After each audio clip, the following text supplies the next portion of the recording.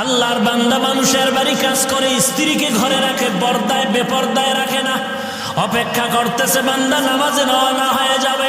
আজানটা হয়ে গেল, যুবক আল্লাহর বান্দা এবার ঘর থেকে নামাজের দিকে রওনা হয়ে গেল। বিবি সাহেবা আল্লাহর খাস বান্দি ইবাদতকারিনী পেছন দিক দিয়ে বলে, স্বামী দাঁড়াও। কোথায় যাও? বলে নামাজ আদায়ের জন্য যাই। বলে দাঁড়াও, নামাজ পড়তে যাইবে, কোনো বাধা নাই, তবে একটা সমস্যার সমাধানটা দিয়া যাও। তুমি সকালবেলা এক বস্তা গম মেইলের মধ্যে নিয়ে গেছো, ভাঙ্গায় আটা নিয়ে আসবে, বিদ্যুতের সমস্যার কারণে পারোনি। নামাজে যাও, তবে আটার বস্তা নিয়ে দাও, না হয় জুমার নামাজের পরে মিলটা বন্ধ হয়ে যাবে, 2 দিন মিল খুলবে না, তালা বন্ধ থাকবে। ঘরের মধ্যে এমন অবশিষ্ট যে আটাও নাই যে ঘরের চুলায় রুটি বানানো হবে, 2 দিন উপবাস থাকতে হবে। অতএব না, তাড়াতাড়ি নামাজে যাও, তবে আটার বস্তা এনে তারপরে নামাজে যাও, টাইম এখনো বাকি আছে নামাজের। আল্লাহর বান্দা যুবক স্ত্রীর চিন্তা করে করে 1 কদম 2 কদম সামনে দেয়। কি করব? আটার বস্তা আনবো নাকি মসজিদে নামাজে যাব? আল্লাহর বান্দা এরকম করে কদম কদম হেঁটে হেঁটে বাড়ির আঙ্গিনা পেরিয়ে যখন চলল মসজিদের দিকে রওনা, পেছন থেকে একটা বাচ্চা দেখে বলে, চাচা দাঁড়াও। কোথায় যাও? বলে নামাজে যাই। বলে তোমার হালাল টাকার উপার্জন করা টাকার থেকে একটা খরিদ করা দুধের গাভী, যেই দুধ তুমি বিক্রি করে সংসার চালাও, সবে মাত্র দই গাভীটা খোয়ার থেকে রশি সিরিয়া জংলায় চলে গেছে। চাচি বলেছে গাভীটা এনে দাও, না হয় হিংস্র প্রাণী ধ্বংস করে ফেলবে, তারপরে নামাজে যাও। আল্লাহর বান্দা আবেদ যুবক চিন্তায় পড়ে গেল, আটার বস্তা আনা দরকার, না হয় 2 দিন না খেয়ে থাকতে হবে। 2 নম্বরে জঙ্গল থেকে গাভীটা আনা দরকার, না হয় আমার হালাল টাকার সম্পদ নষ্ট হয়ে যাবে। এখন আমি কি আটার বস্তা আনতে যাব, গাভী আনতে যাব, নাকি মসজিদে নামাজ আদায় করতে যাব? আল্লাহর বান্দা চিন্তা করে আর সামনে আগায়। কিছু দূর যাওয়ার পরে মসজিদের কিনারায় আর সামান্য বাকি, হঠাৎ করে তাকায় দেখে পেছন থেকে আল্লাহর বান্দা ডাকে, বলে যুবক দাঁড়াও। কোথায় যাও? বলে নামাজে যাই। বলে তুমি হালাল টাকা দিয়ে একটু জমিন কিনছিলে নাকি? বলে হ্যাঁ। বলে বহুদিন ধরে আমাদের এলাকায় পানি নাই, বৃষ্টি নাই, ফসলগুলো নষ্ট হয়ে যাচ্ছে, মেশিনওয়ালাকেও সিরিয়ালে পাওয়া যায় না, পানি দরকার। আল্লাহর মহিমা হলো ভাগ্যের চাকা ঘুরে গেল, তোমার জমিন আর আমার জমিন পাশাপাশি আছে। মেশিনওয়ালাকে আমি আধা ঘন্টা সময়ের জন্য সিরিয়াল পেয়েছি আমার জমিনে ফসলে পানি দেওয়ার জন্য। যেহেতু তোমার জমিনটা আমার পার্শ্বের জমিন, যাও মেশিনওয়ালার এই মুহূর্তে খবর দিয়ে তোমার জমিনেও পানির ব্যবস্থা করো, তারপরে নামাজ আদায় করো। এখন যদি না যাও মেশিনওয়ালা চলে যাবে, 2 মাসে সিরিয়াল পাবে না, ফসল নষ্ট হয়ে যাবে। আল্লাহর বান্দা যুবক চিন্তায় পড়ে গেল, মহা 3টা মুসিবত মাথায় চেপে আসলো। 3টা মুসিবত নিয়ে যুবক চিন্তায় পড়ে গেল। আটার বস্তা আনা দরকার, গাভী আনা দরকার, জমিনে পানির জন্য মেশিনওয়ালাকে খবর বলা দরকার। এখন আমি বিপদে পড়ে গেলাম, মহা মুসিবতে পড়ে গেলাম। এই মুসিবত থেকে আমি উদ্ধার করার রাস্তা কোথায় খুঁজে পাই? কার কাছে আমি এই মুহূর্তে সাহায্য চাই? বলেন কচুয়া এলাকার মুসলমান, এতক্ষণ আলোচনার দ্বারা কি বুঝলেন? সাহায্য কার কাছে চাইব? আল্লাহর বান্দা মহা 3টা বিপদ মাথায় নিয়ে চিন্তিত হয়ে গেল। চিন্তার মধ্যে গভীরে গিয়া একটু ধ্যান করলো, সমাধান কি পাওয়া যায়। হঠাৎ করে আল্লাহর ওলির সম্পর্ক, তার জিন্দেগি পরিবর্তন হলো। ওই আল্লাহর ওলির বয়ানের কথা মনে পড়ে গেল। আল্লাহওয়ালা বয়ান করে বলেছিলেন, পাহাড় সমপরিমাণ যদি বিপদ তোমাকে গ্রাস করে নেয়, ধৈর্য আর নামাজের মাধ্যমে আল্লাহর কাছে সাহায্য চাও। আল্লাহর বান্দায় কথা স্মরণ হওয়া মাত্র নামাজে চলে গেলেন। নামাজে গিয়া কান্নার আওয়াজ, আয় আল্লাহ 3টা মহাবিপদ মাথায় চেপে এসেছে, এরপরও তোমাকে ভুলি নাই, তুমি আমাকে হেফাজত করো। নামাজে কান্না করে বিদায় হয়, বিদায় বেলা বাড়িতে যায় আর মনে মনে বলে আমার কান্না কি কবুল হবে নাকি। আবার বান্দা ঘরের বাড়ির মধ্যে ঢুকিয়া তাকায় দেখে তার ঘরের মধ্যে গরুর ঘর খোয়ারের মধ্যে ঘাড়ানো গাভীটা দাঁড়ানো আছে। আল্লাহর বান্দা মনের খুশি আলহামদুলিল্লাহ শুকর আদায় করে ঘরে ঢুকলেন। ঘরের মধ্যে ঢুকিয়া দেখে ঘরের ভিতরে বিবিটা আটা দিয়া রুটি বানায়া অপেক্ষা করতেছে। মনের খুশিতে বান্দা জমিনে চলে গেলেন, গিয়া দেখে যেই জমিনে মেশিনওয়ালা পানি দিল আমি খবর দিতে পারি নাই, ওই জমিনটাও পানি দ্বারা ভরপুর হয়ে আছে। ঘরের মধ্যে গিয়া বলে বিবি বলো গাভীটা কেমন করে ঘরের মধ্যে হাজির হয়ে গেল। বিবি ডাক দিয়া কয় স্বামী আমার, আমি তাকায় দেখলাম একটা বাঘ জঙ্গল থেকে গাভীটারে তাড়া করতেছিল। আমি ভাবতেছিলাম গাভীটারে বাঘ বোধহয় আক্রমণ করবে, কিন্তু না, গাভীটা ঘরের মধ্যে আসা মাত্র বাঘ লেজ গুটাইয়া জঙ্গলায় চলে গেল। তখন আমি শুকর আদায় করলাম এই বাঘ আমার গাভীকে আক্রমণ করার জন্য আসে নাই, তোমার আমার ধৈর্য আর নামাজের বরকতে আল্লাহ তাআলা বাঘেরে পাঠাইছে গাভী আমার ঘরে পৌঁছায়া দেওয়ার জন্য। हर गोरी देने के तू तैयार है, जो न मांगे उससे तू बेजार है। करता वक्र मीकुनी हर सुबह शाम, मेरा सनाद रस्ते तू अजला मकाम। আল্লাহর বান্দা বলে ও বিবি রুটি পাইলা আটা পাইলা কোথায়? আল্লাহর বান্দি চোখের পানি ছেড়ে কান্না করেন আর বলেন ও স্বামী আমার, তুমি তো এমন বড় লোকের মেয়ে ঘরে আনো নাই যে পায়ের উপরে পাও ফালাইয়া বাহাদুরি করবে। তুমি এমন একটা গরিবের মেয়েকে ঘরে আনছো, তুমিও গরিব আমিও গরিব বাবার সন্তান। গরিবের কি কষ্ট আমি ভালো করে বুঝি। তুমি ঘর থেকে যখন বের হও আমি ঘুমাই না, আমি ওযু বানাইয়া নামাজের মুসাল্লা আমার মাওলার দরবারে দোয়া করি, কান্নাকাটি করি। আল্লাহর কাছে কান্নাকাটি করে দোয়া করতেছি, হঠাৎ করে আমার ঘরের দরওয়াজায় আওয়াজ। আগন্তুক অচেনা ব্যক্তি বলে তোমাদের আটার বস্তা তুমি ঘরের মধ্যে নিয়ে নাও। আমি বললাম কিভাবে আনছো? বলে আমি এক এলাকার বান্দা মেইলে গেছিলাম আমার বস্তা নেওয়ার জন্য, ভুলে তোমাদেরটা নিয়ে আসি, নিয়ে নাও। আমারটা আমি ডাবল গিয়ে নিয়ে আসতেছি। এগুলো সব আমার আল্লাহর কুদরত। আল্লাহ তাআলা তার বস্তা পৌঁছায় দিলেন। জমিনের মধ্যে পানি কেমনে আসলো তা আমি বলতে পারবো না। দৌড়ায় গেল মেশিনওয়ালার কাছে, ভাই আমার জমিনে পানি কে দিল? বলে তোমার পাশের জমিনে আমি পানির কল ছেড়ে ঘুমায় গেলাম, ওই জমিনের পানি ওভার হইয়া তোমার জমিনটাও পানি দ্বারা ভরপুর হয়ে গেল। এরে নবীর উম্মতের দল, আল্লাহর শরণাপন্ন হও, সাহায্য চাও। তোমার জুতা নাই, জুতাটা পর্যন্ত তুমি আল্লাহকে বলো আমার জুতা কেনার টাকা নাই। তোমার দরবারে চাইতে দেরি পাইতে দেরি না রে আল্লাহ, তুমি আমাকে হেদায়েতের দরজায় কবুল করে নাও। এরে আল্লাহর বান্দা, ও পর্দার আড়ালের মা, আমিও মায়ের সন্তান, আপনিও সন্তানের মা, আপনিও একজন মা। কেন আল্লাহর কাছে একটু কি বলতে পারেন না রে আল্লাহ, কোরআনওয়ালা সন্তানের মা বাবা হওয়ার তৌফিক দান করো। এমন মা বাবার সন্তান বানায় দাও, মরণের পরে সন্তান যেন জানাজার ইমামতি করতে পারে, এমন সন্তানের মা বাবা বানায় দাও। আমার সন্তান কোরআনের তেলাওয়াত যেন কবরের কিনারায় গিয়া করতে পারে। ওরে আল্লাহর বান্দা, আল্লাহর কাছে দোয়া করো, হে মালিক, নেকওয়ালা নেককার সন্তানের মা বাবা হওয়ার তৌফিক দাও। এরে যুবক আল্লাহর গোলাম, মনে মনে ভাবতেছো টুপি পরা দরকার, দাড়ি রাখা দরকার, নামাজ পড়া দরকার।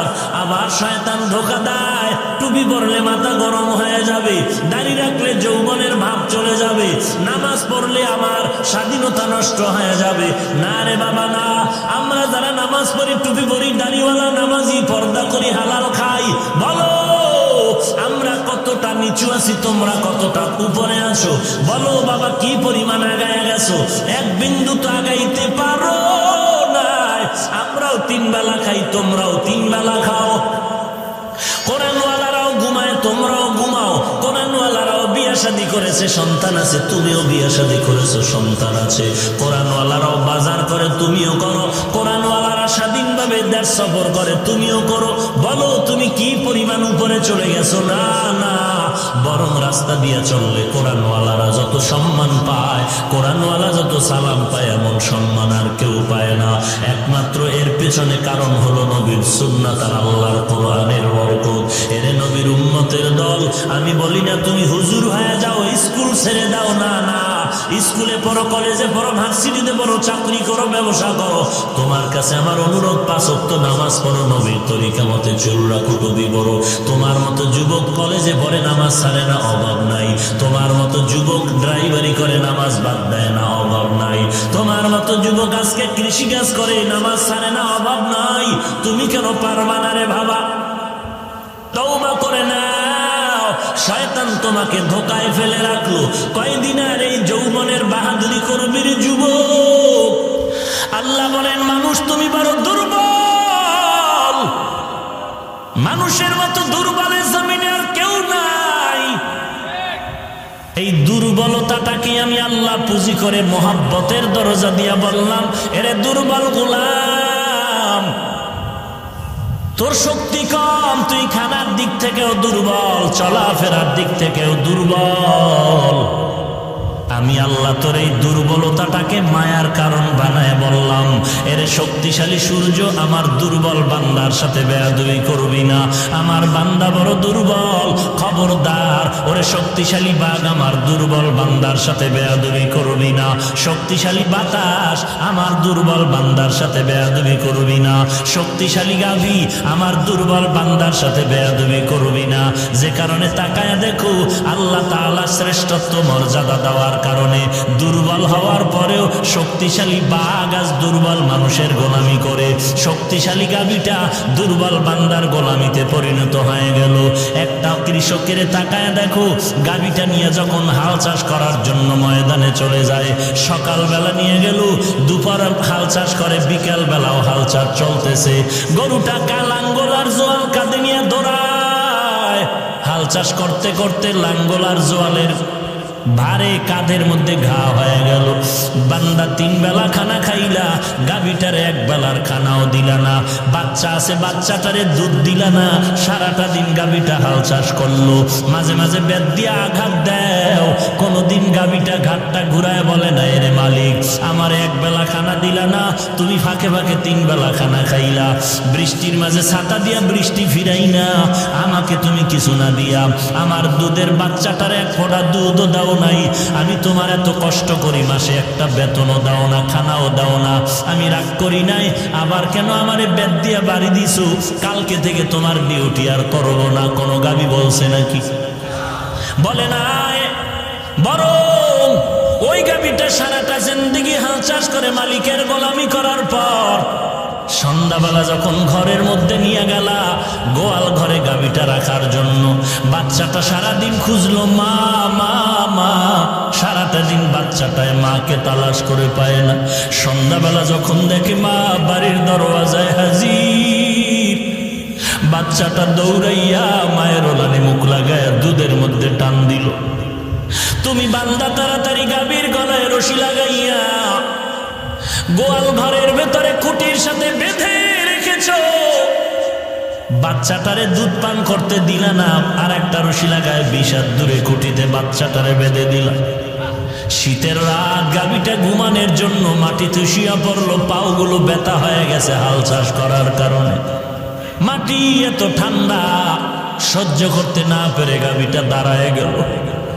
তুমি আজকে কত লেপ কম্বল গায়ে দিয়া ঘুমাও, গাভীটা ওই খোয়ারের মধ্যে মশার তাড়নায় ঘুমাইতে পারে না। তুমি বান্দা মশারি টানায় ঘুমা। রাতের গভীরে বাচ্চাটা মায়ের দিকে এক নজরে তাকায়, যেন কি বলতে চায়।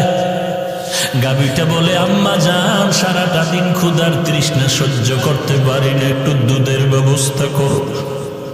গাভীটা ডাক দিয়ে কয়, রে সন্তান, একটু অপেক্ষা কর। আল্লাহ তাআলা বানাইছেন বনি আদমের খাদেম, ওরা খাওয়ার পরে যা থাকবে তা খায় তোর জিন্দেগিটারে বাঁচাও। সারাটা রাত বাচ্চাটা এক ফোঁটা মায়ের থেকে দুধ পায় নাই। সকালবেলা তুমি আবার গাভীটারে নিয়ে একটা বালতি নিয়ে বাচ্চাটারে ছেড়ে দিলা। বাচ্চাটায় মনের আশা নিয়ে যখন ওলানি মুখটা লাগাইলো, তুমি টান দিয়ে আবার ওকে বাচ্চাটারে কুটিতে বাইদা। বালতিটা নিয়ে তুমি গাভীর থেকে 10-15 কেজি দুধ টাইনা ঘরের মধ্যে নিয়ে গেলা, বাচ্চাটারে দিলা না।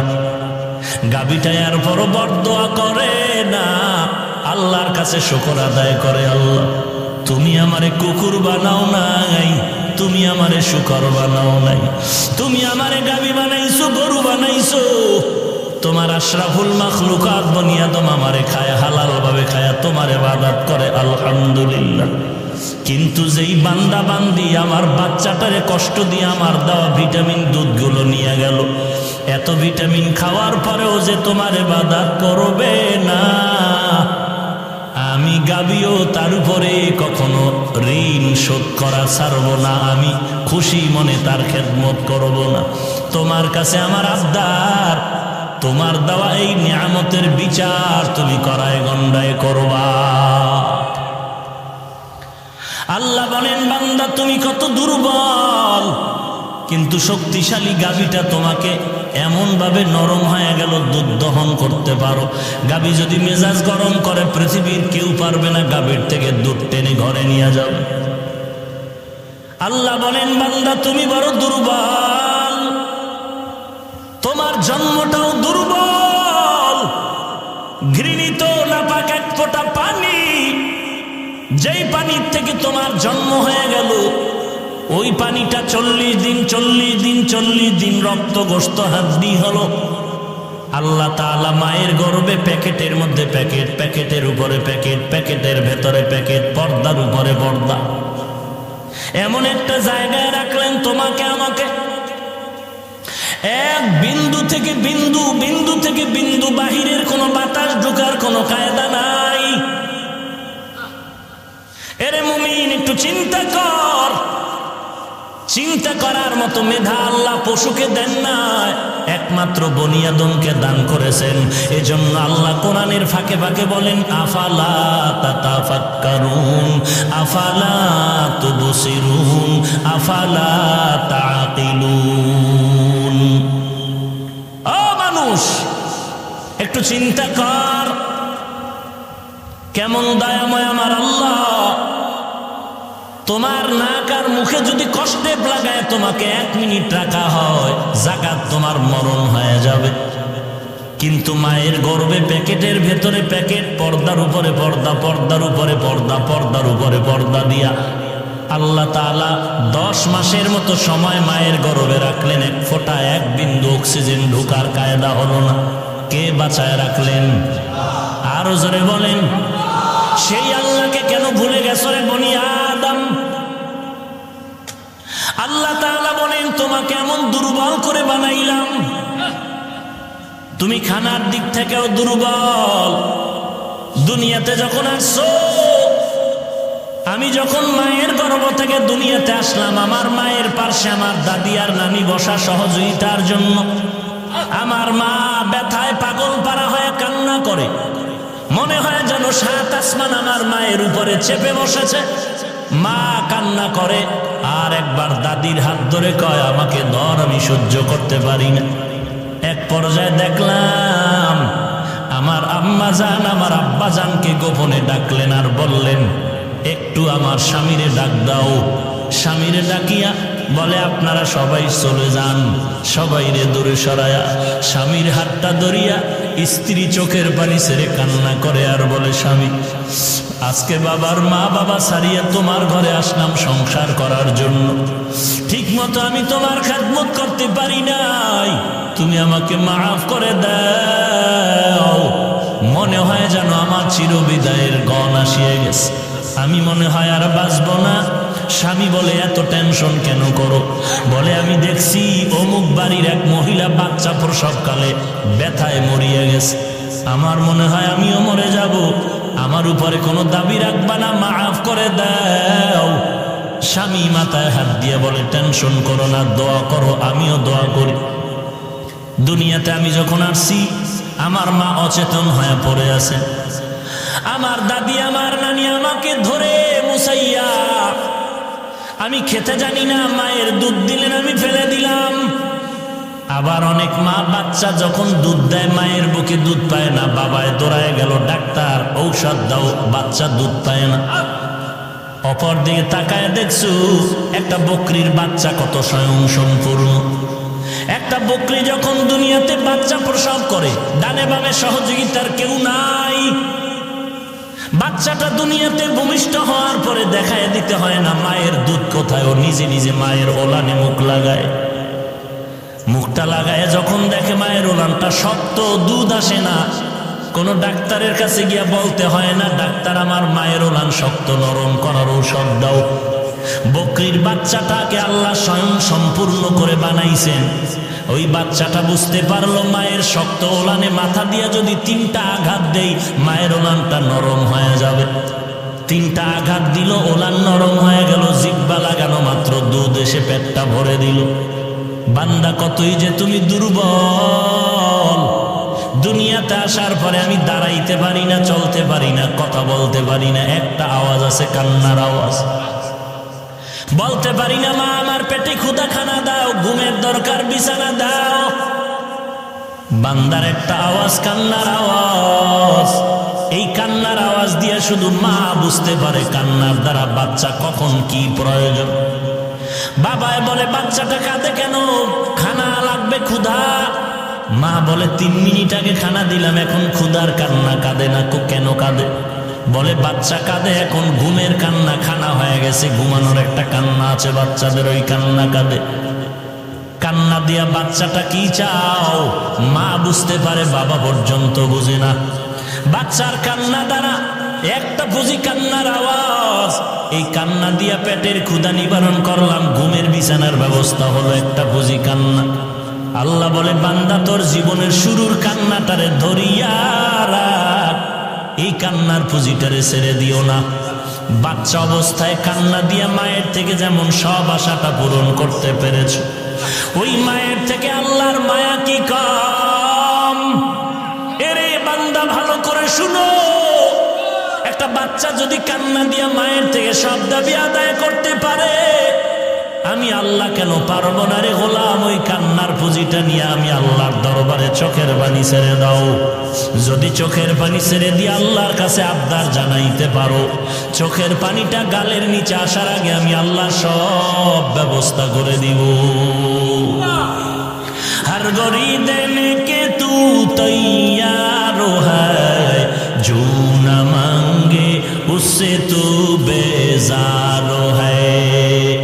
या अय्युहल्लज़ीना आमनु इस्तईनु बिस्सब्रि वस्सलाह, इन्नल्लाहा माअस-साबिरीन।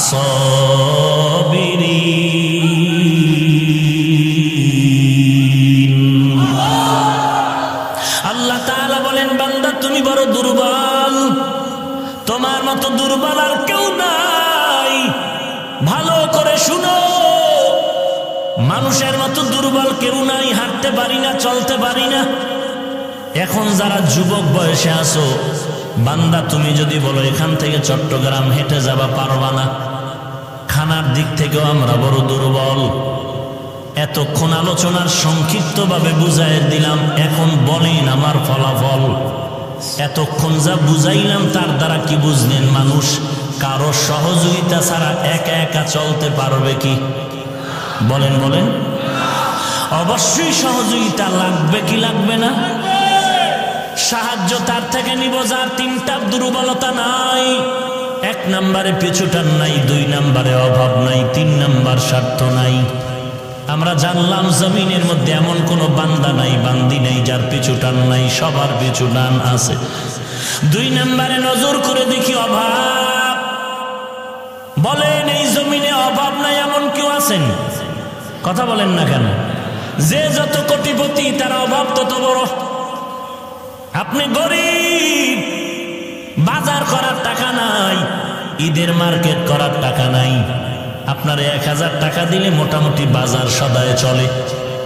বড় লোকের খবর নেন, সে যত টাকাওয়ালা কোটিপতি তার লাখ লাখ টাকা না হলে অভাব পূরণ হয় না। তার ঘরের মধ্যে খানেওয়ালা বাজারের জন্য লাগবে 20,000। তাহলে যত বড় লোক তত অভাব, বড় লোক যত বড় অভাব। কথা বলেন না কেন? তাহলে অভাব ছাড়া কেউ আছে? এরে নবীর উম্মতের দল আল্লামা শায়েখ সাদি রহমাতুল্লাহ আলাইহি বলেন, মানুষের পেটের খিদা যদি নিবারণ হয়, চোখের ক্ষুধা নিবারণ হয় না। চোখের ক্ষুধা নিবারণ হয় না। একজন্য 5 তালাওয়ালা বলে আর একটা দরকার, 5টা বিল্ডিং এর মালিক হওয়ার পরে বলে দেশে হবে না, বিদেশ ঘর করতে হবে, মালয়েশিয়া গিয়া বিল্ডিং কিনতেছে। আছে না নাই? তাহলে অভাব আছে না নাই? দুর্বলতা 2টা। 3 নাম্বার কি? স্বার্থ নাই। বলেন তো স্বার্থ নাই এমন কেউ আছে? কথা বলেন না কেন? পৃথিবীর সব স্বার্থপর। দুনিয়াতে সন্তান একটা জায়গায় গিয়া বলে এর থেকে আমার আপন কেউ নাই, সন্তান বলে আমার মা। কথা ঠিক?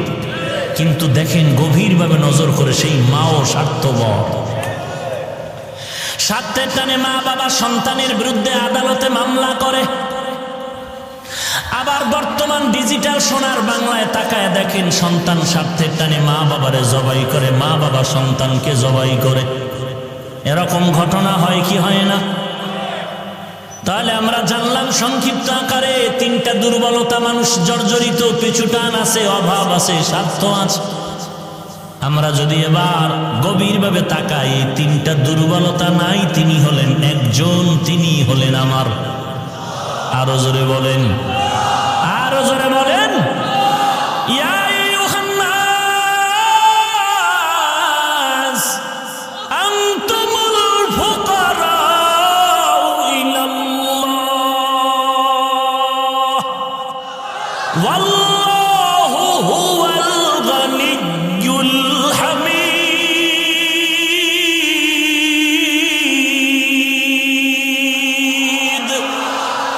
गर तवक्कुल नी कुनी हर सुबह शाम, मेरा सानत रिस्क़े तू अज़ला मकाम, जुज़्बा हक़ चीज़े मखा अज़ इंसो जा, फज़ले उ आमस्ते दर जुमला जहा, हर गरी देने के तू तैयार है, जो न मांगे उससे तू बेजार है।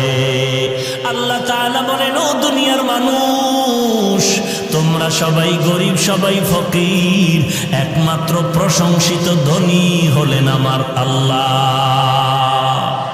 কোটি টাকার মালিক দেখো, অভাব হয় না দূর, গরিবে ঘুমায় আরাম করে মনটা বাহাদুর।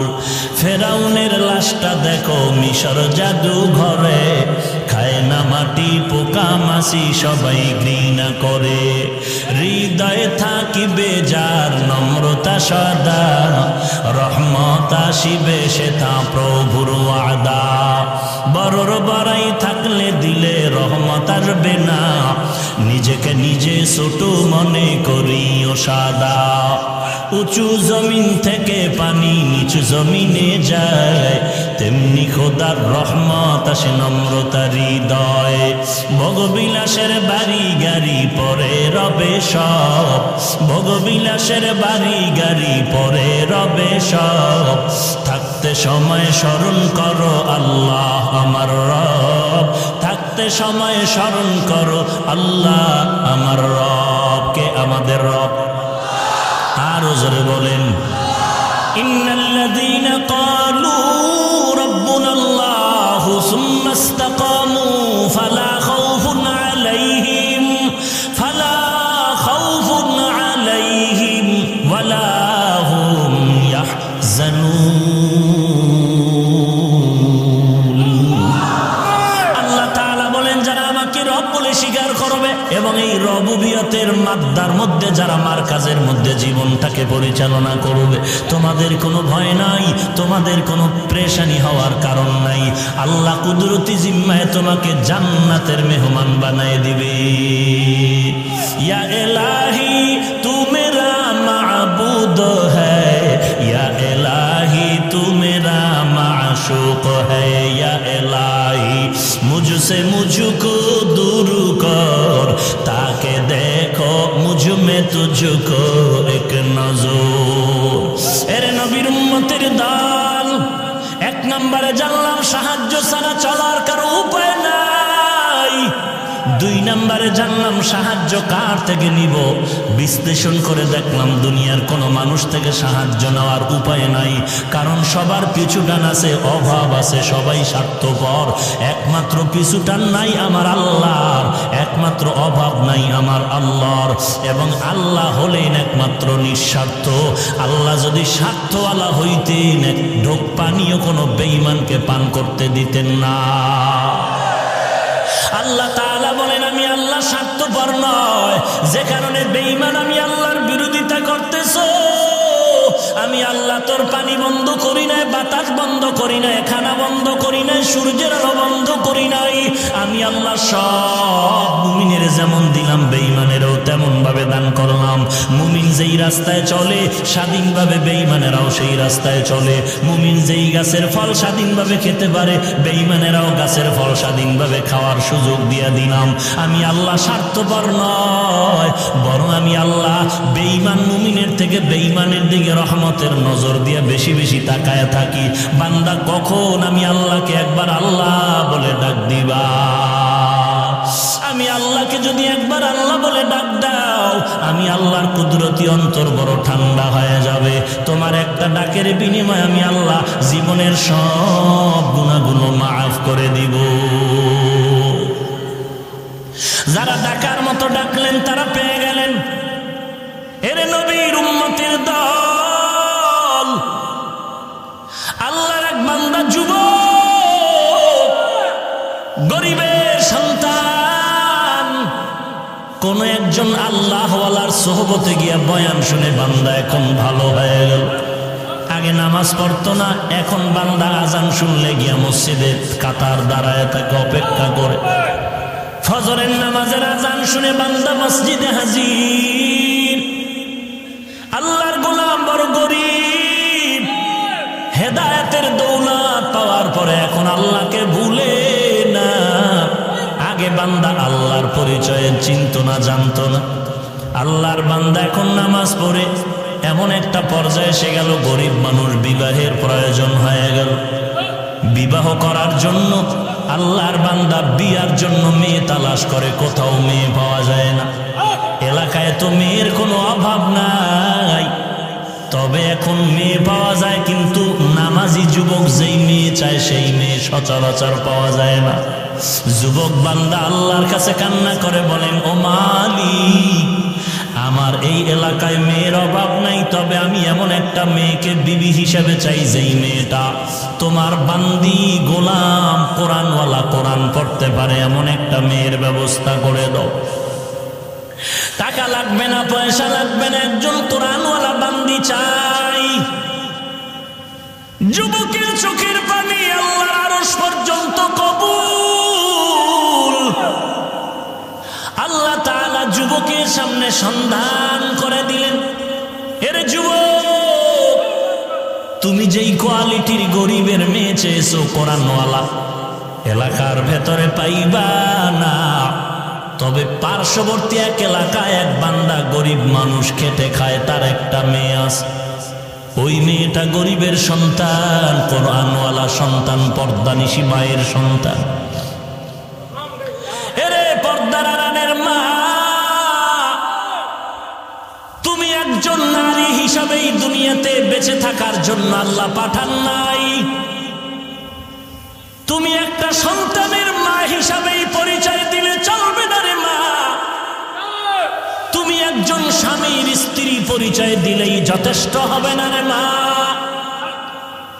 তুমি একজন মায়ের কাছে সমাজ আর জাতি অনেক কিছু পাওনাদার।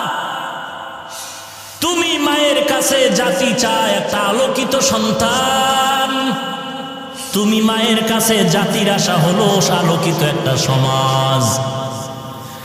তুমি মায়ের কাছে জাতির আশা আলোকিত একটি পরিবার।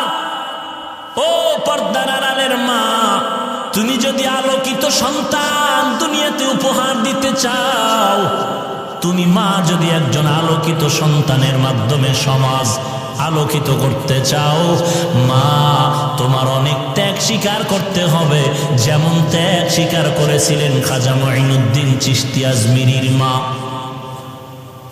কেমন ত্যাগ স্বীকার করেছিলেন খাজা মঈনুদ্দিনের মা, যেই খাজা মঈনুদ্দিনের খেদমতে ভারতের মধ্যে লক্ষ লক্ষ বিধর্মীরা কালেমা পড়েছে। খাজা মঈনুদ্দিনকে মা ডেকে বলে, রে সন্তান, তুই মঈনুদ্দিন এত দামি হওয়ার পেছনে আমি মায়ের ত্যাগ কত তুই জানো? আমি মা তোকে যতদিন গর্ভ ধারণ করেছি, আমি মা এক রাত্র ঘুমাই নাই, সারা রাত্র সেজদায় পড়ে কান্না করেছি। তুই দুনিয়াতে আসার পর আমি মা তোকে এক ফোঁটা দুধ আমি তোর মুখে দেই নাই ওযু ব্যতীত। এক ফোঁটা দুধ আমি তোর মুখে বিনা ওযুতে দেই নাই। এরে আম্মা জান, বলো তোমার গর্বের সন্তান নিয়া আল্লাহর কাছে কতবার কান্না করেছো, দোয়া করেছো, আল্লাহ আমার গর্বের সন্তান তুমি আদর্শবানওয়ালা সন্তান হিসাবে কবুল করে নাও, সমাজের আলোকিত সন্তান দান করে দাও। ও আল্লাহ, তুমি আমার সন্তানটারে খাজা মঈনুদ্দিনের মতো বানায়া দাও, তুমি আমার সন্তানটারে ইমাম গজালির মতো বানায়া দাও। ও মা, একটু জবাব দাও নিজের বিবেকের কাছে। তোমার সন্তানটা দুনিয়াতে আসার পর তুমি বাচ্চাটারে দুগ্ধ পান করাইছো, বলো মা তুমি ওযু সহকারে দরকার নাই, তুমি একটু মোহাব্বতের নজরে বাচ্চাটাকে পর্দার আড়ালে দুধ পান করিয়েছো কিনা? না রে মা, দেখা গেল বাচ্চাটারে তুমি কোলের মধ্যে নিয়ে দুগ্ধ দিয়েছো, আর ওদিকে টেলিভিশনের নাচ গান দেখতেছিলে। এরে আম্মা জান, আজকে যত সন্তান দেখো জমিনের মধ্যে সুনাম অর্জন করে চলছে, প্রত্যেকটা সন্তানের পেছনে খবর নেও তার মা বাবা ভালো হওয়ার কারণে এই সম্মান। মা বাবার ত্যাগের বিনিময়ে ভালো সন্তান।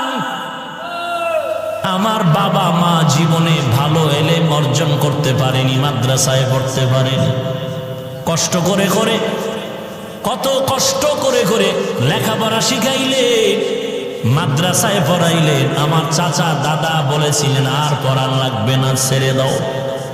আমার বাবায় যদি ঠান্ডা হয়ে যাইতেন, খোদার কসম এই পথে আর আসার কোনো সৌভাগ্য হতো না।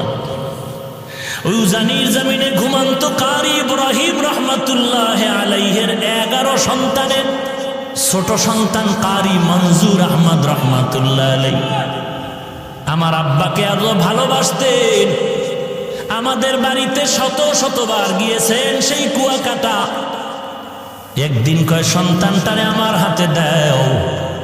ঢাকা আসার পরে আমাকে নিয়ে আসলেন কচুয়া মাদ্রাসার ভেতরে। আর ওই উজানির কারি ইব্রাহিম রহমাতুল্লাহ আলাইহির কবরের কিনারায় গিয়া 11তম সন্তান গিয়া আমার আব্বার হাতটা ধরে নিয়ে বলতেন, আব্বা জান, কুয়াকাটার একজন গরিব মানুষ আপনার দরজায় দাঁড়ানো আছে। এই গরিব মানুষটা বড় মুখলেস মানুষ, বড় তাকওয়াওয়ালা মানুষ, আপনার মোহাব্বতের বান্দা। বাচ্চার মতো যেমন বাবার কাছে আবদার করে এমন আবদার করে, আব্বা জান, বাবা জান, এই গরিব মানুষটা আসছে কবর জিয়ারত করে, আল্লাহর কাছে একটু দোয়া করবেন, আল্লাহর কাছে বলবেন। আব্বা জান এখনো বলেন আর মাঝে মাঝে কান্না করেন। উজানির কারি মনজুর আহমদ রহমাতুল্লাহ আলাইহি, যিনি চরমনাইয়ের বছরে 2 বার মাহফিলের স্টেজে সূরা হাশরের শেষ 3 আয়াত তেলাওয়াত করতেন, যার তেলাওয়াত এখনো ক্যাসেটে শুনলে চোখের পানি ধরে রাখা যায় না। এরে নবীর উম্মতের দল, গাছ একদিনে বড় হয় না, আস্তে আস্তে বড় হয় মানুষ, একদিনে ভালো হতে পারে না। উজানির কারি সাহেব, কারি মঞ্জুর আহমদ 11 জন সন্তানের সর্বশেষ সন্তান। আমার মনে আছে বারবার আমাকে নিয়ে দোয়া করতেন, আল্লাহ ওই কুয়াকাটার সন্তানের নিয়ে আসলাম, তুমি তার একজন ভালো আলেম বানায় দাও আল্লাহ। আজকে আল্লাহর কাছে দোয়া করে গেলেন, কিন্তু দেখে যেতে পারলেন না যে হাফিজুর রহমান কেমন হয়ে গেল। আমার হাত আর তার হাত এক জায়গায় নিয়ে এইভাবে উঠায়া উজানি বৈশা ঘরে বৈশা দোয়া করতেন, আল্লাহ আমার হাতের সাথে ওর হাতটাও তুমি কবুল করে নেও। আমি চাই ও ভালো একজন আলেম হবে আর একটা বড় মাদ্রাসা করবে। আজকে ঢাকার শহরে রমজানের শেষের দিকে মাদ্রাসা ঢালাই দিলাম 7,500 স্কয়ার ফিট ছাদ। মাদ্রাসা চলতেছে, কিন্তু কারি সাহেব দেখে যেতে পারলেন না সেই দোয়ার মাদ্রাসা। জায়গা নাই, 2-3 বছর ধরে বাইতুল্লাহর গিলাফ ধরে ধরে কান্নাম, আল্লাহ একটা জায়গার ব্যবস্থা করে দাও। 3টা বিল্ডিং ভাড়া চলতেছে। অল্প অল্প টাকা দিয়ে 11 কাঠা জায়গা বানা করলাম, 2-3 বছর লাগায় টাকা শেষ করতে পারি না। যাদের থেকে বায়না করলাম বললাম, ভাই যেই টাকা দেওয়া হয়েছে এই পরিমাণ জায়গা দিয়ে দেন, আমরা টিনের ঘর করে ওখানে যাই, ভাড়া টাকা দেওয়ার সুযোগ নেই। পরামর্শে যখন সিদ্ধান্ত হলো আমাদেরকে দলিল দিবে, আমরা বাউন্ডারি ওয়াল করতে শুরু করলাম। 6 কাঠা জায়গা পাইলাম আর 6.5-7 কাঠা জায়গা পাইলাম না একই প্লটে। যখন বাউন্ডারি করতেছি জানি না আল্লাহর কুদরত, আল্লাহর কুদরত। একটা যুবক ছেলে আইসা আসরের নামাজের সময় নামাজ পড়ে, আমি মাদ্রাসার বাউন্ডারির পাশে বসে আছি। মোলাকাত করলো, আমার এক বন্ধু নিয়ে আসলো, বলে হুজুর এই যুবক আপনার পাগল। বলে হুজুর আমি 16টা বছর ঢাকার বারান্দায় বারান্দায় কাজ করছি আর ঘুমাইছি, কত কষ্ট করেছি। আল্লাহ তাআলা এই দিনের পথে আনছে, আমি আপনাকে দেখার বড় পাগল। 2000 সাল থেকে আল্লাহ আমাকে হেদায়েতের পথে আনছে বয়ানের মাধ্যমে। আমি 40 লাখ টাকা দিয়ে একটা মসজিদ বানাইছি, আপনি জুমা পড়ায় একটু আমার উদ্বোধন করে দিবেন। কথায় কথায় বলে হুজুর এই বাউন্ডারি কিসের? আমি বললাম এটা একটা মাদ্রাসা হচ্ছে, এত কম জায়গা কেন? আমি বললাম পুরাটাই ছিল, টাকা নাই। আল্লাহর বান্দা বলে হুজুর জায়গা লাগে 3 কাঠা নিয়ে নেন, আমি টাকার ব্যবস্থা করে দিচ্ছি। আল্লাহর কাছে তখন শুকর আদায় করলাম, রে মালিক বাইতুল্লাহর দোয়া তুমি খালি ফিরাইয়া দাও নাই। না হয় এই যুবকের আমি জীবনে দেখি নাই, যুবক আমারে দেখে নাই, কোথার থেকে তুমি কুদরতি ভাবে নিয়ে আসছো। এই রমাজানে ছাদ ঢালাই দিব, টাকা নাই, কত কিছু দরকার, 700-800 বস্তা সিমেন্ট লাগবে, রড লাগবে, ইট লাগবে, 42,000। কি করবো? আমি একটা ইফতারের অনুষ্ঠান করে সবাইকে বললাম মাদ্রাসার এই হালাত দোয়া করবেন। এক বন্ধু বলে হুজুর সিমেন্ট যা লাগবে আমি একা পাঠায় দিচ্ছি ট্রাকে, আগামীকালকের থেকে 750 বস্তা সিমেন্ট পাঠায় দিলেন। আর এক আল্লাহর বান্দা বলে হুজুর আমি ট্রাকে আপনার 42,000 ইট আমি পাঠায় দিচ্ছি। রডের ব্যবস্থা নাই, এক আল্লাহর বান্দা রড দিলেন কিছু, আর এক বান্দা দিলেন। এরকম হতে হতে কাজ হয়ে গেল। দিনের কাজ এরকম বেজে থাকে না যদি ইখলাস নিয়ে চলা যায়। আল্লাহর অভাব নাই, বান্দার অভাব আছে, আমার মাওলার দরবারে অভাব নাই। বান্দার কাছে যতবার বলো স্যার কিছু দেন কিছু দেন, তুমি আমার আল্লাহর কাছে যদি একবার চাইতে এত চাওয়া লাগতো না, পেয়ে যাইতা। এরে পর্দার আড়ালের মা, তুমিও মা, খাজা মঈনুদ্দিন চিশতি আজমিরির মাও মা, ও কচুয়া এলাকার মা তুমিও মা, বড় পীর আব্দুল কাদের জিলানীর মাও মা, কারি ইব্রাহিম রহমাতুল্লাহ আলাইহির মাও মা। মনটা কি চায় না তুমি একজন কোরআনওয়ালার মা বাবা হয় কবরে যাও? দুনিয়াটা কিছুই না রে মা। আজকে তোমারে মার্কেটে না নিলে স্বামীর সাথে ঝগড়া করো, মন মতো চাহিদা পূরণ না করলে ঝগড়া করো। এক বক্তা সাহেব বয়ানে বলে মহিলারা এত বেপরদায় চলে কেন? মসজিদে ঢুকতে না দেওয়ার কারণে। এখন তো ইসলামের ব্যানারওয়ালা ধান্দাবাজের অভাব নাই তো। আহা, বলে মহিলাদেরকে মসজিদে ঢুকাও, পুরুষের পাশাপাশি মহিলাদের নামাজের ব্যবস্থা করে দাও। বক্তা সাহেব বলে মহিলাদেরকে মসজিদে ঢুকার সুযোগ না দেওয়ার কারণে মহিলারা বেপরদায় চলে। আমি জবাব দিয়া বললাম, আমাদের গোষ্ঠী শুদ্ধ বহু হাজার লাখ ওলামায়ে কেরাম যারা হকের পথে আছে, এদের স্ত্রীরা তো কোনোদিন মসজিদে যায় না, বরং অনেক হাজী সাহেবদের স্ত্রীরা হজে গিয়া বেপরদায় বাইতুল্লাহ দৌড়ায়। অথচ আমাদের মা, আমাদের চাচিদের নিয়ে হজ করলাম, আলহামদুলিল্লাহ আমাদের মা চাচির চেহারাটা মক্কায় বসিয়াও কেউ দেখতে পারে নাই। আর ওই চাপাবাজের দলেরা মেয়ে নিয়া, মহিলাদের নিয়ে হজে গিয়ে কয় চেহারা খোলা রাখা যাবে, ফতুয়া একটু তিল পাইয়া তাল বানায় পুরা বেপরদায় চলে, গুনাহ হয় খবর নাই, ফতুয়াবাজি করে। এরে নবীর উম্মতের দল,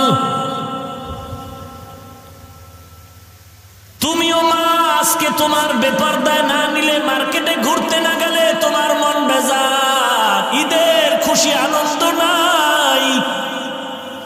অথচ বলো এই দেশের হক্কানি আলেম ওলামাদেরকে তাকায় দেখো, কচুয়াওয়ালাদেরকে তো বুঝানোর জন্য বাহিরে কোথাও যাওয়া লাগবে না।